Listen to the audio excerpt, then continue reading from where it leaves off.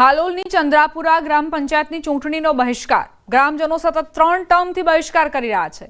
ગામમાં હાલની વસ્તી મુજબ બેઠકની ફાળવણી કરવામાં આવે તેવી સ્થાનિકોએ માંગ કરી। સ્થાનિકોના જણાવ્યા અનુસાર હાલ ગામમાં વસવાટ કરતા લોકોમાં સૌથી વધુ વસ્તી પટેલ સમાજની છે, જ્યારે મતદાર યાદીમાં સમાવિષ્ટ આદિજાતિ અનુસૂચિત સમાજમાંથી ખાસ કોઈ વસવાટ નથી કરતું। વર્ષ 2016થી આદિજાતિ અનુસૂચિત ઉમેદવારને બેઠક ફાળવવામાં આવે છે, જેથી સ્થાનિકો ચૂંટણીનો બહિષ્કાર કરી રહ્યા છે। સરપંચની સામાન્ય ઉમેદવાર બેઠક માટે વારંવાર રજૂઆત બાદ પણ બદલાવ ન આવતા સ્થાનિકોમાં ભારોભાર રોષ નજરે પડ્યો। હાલોલના ઔદ્યોગિક એકમો ધરાવતી જિલ્લાની સૌથી વધુ આવક ધરાવતી ચંદ્રાપુરા ગ્રામ પંચાયત છે। ચૂંટણીનો બહિષ્કાર કરવાનું મુખ્ય કારણ એ છે કે એસસી સીટ જે આવે છે એમાં કોઈ અહીંયા મતદારો છે નહીં, અને છે એ પણ બહાર ગામ રહે છે। અને બીજું એવું કે સામાન્ય સીટ મળે તો અમે ગામ લોકો એકત્ર થઈ અને બધાને અમારું જેમ વાત હોય એ રજૂ કરી શકીએ। અને અત્યારે પછી અનુસૂચિત આદિજાતિ સ્ત્રીની બેઠક આવેલી છે। ગામમાં કોઈ વસ્તી છે નહીં, કોઈ મતદાર યાદીમાં કોઈ નામ નથી, છતાં પણ કોઈ ગામે રહેતા આદિવાસી છે નહીં, છતાં પણ આ બેઠક આવેલી છે, એટલે ગામ લોકો બહિષ્કાર કરેલો છે। આ લોકો સીટ આપે છે અમને એસટીની। હવે એસટીના 2 ઘર છે, એ લોકો તો બધા બહારના છે, આવે જાય એવું કરે, મહિનામાં 2-3 વાર આવે જાય। હવે કોઈ ફોર્મ ભરવા એસટીના લોકો રાજી નહીં, અને અહીં બધા છે પટેલોની વસ્તી। સરપંચ ના હોવાથી બહુ તકલીફ પડે ને, પાછું અમારે પટેલોમાં કઈ સીટ આપે તો સારું સરપંચ બને।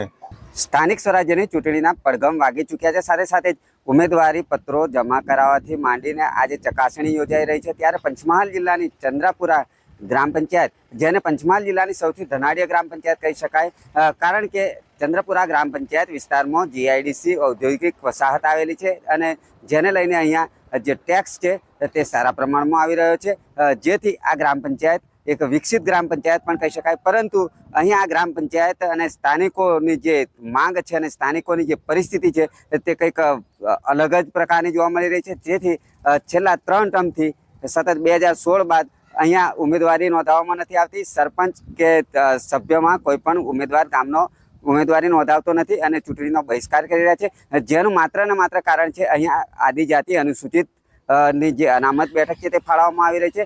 સ્થાનિકોના જણાવ્યા મુજબ વર્ષ 2011ની વસ્તી ગણતરી ધોરણના આધારે અહીંયા જે આ બેઠક છે તેની ફાળવણી કરવામાં આવી છે।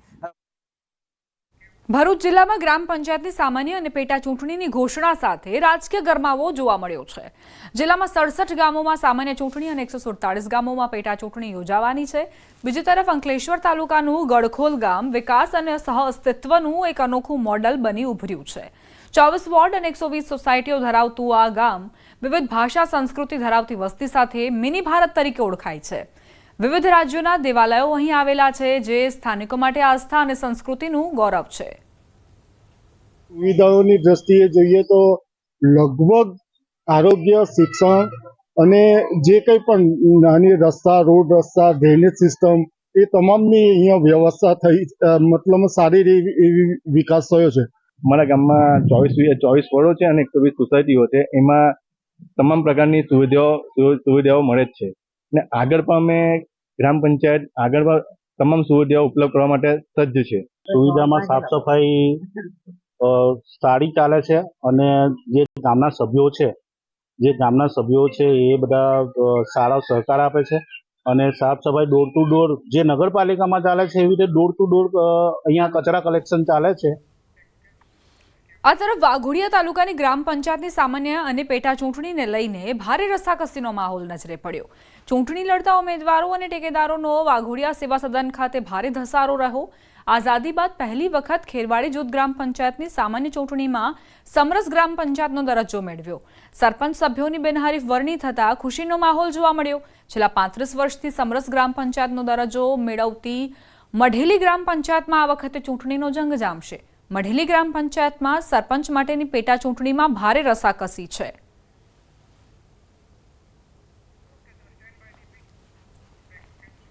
મહેસાણા શહેરમાં સ્વચ્છતા જળવાઈ રહે તે હેતુથી લગાવવામાં આવેલ ડસ્ટબિનની હાલત બદતર થઈ ગઈ છે। મનપાએ ₹5 લાખના ખર્ચે શહેરના વિવિધ 35 સ્થળોએ લોખંડના ગ્રીલવાળા ડસ્ટબિન લગાવ્યા હતા। માત્ર 2 જ મહિનામાં અનેક ડસ્ટબિન તૂટી ગયા છે કે ચોરી થઈ ગયા છે। શહેરમાં કેટલીક જગ્યાએ માત્ર સ્ટેન્ડ જ બાકી રહ્યા છે. વિપક્ષે આ મુદ્દે સવાલો ઉઠાવ્યા. મનપાના ડેપ્યુટી કમિશનર દ્વારા સીસીટીવી તપાસ અને પોલીસ ફરિયાદ કરવાની ખાતરી આપવામાં આવી. આ બનાવે મનપાની કામગીરી અને ખર્ચની ગુણવત્તા અંગે પણ મોટો પ્રશ્ન સર્જ્યો છે.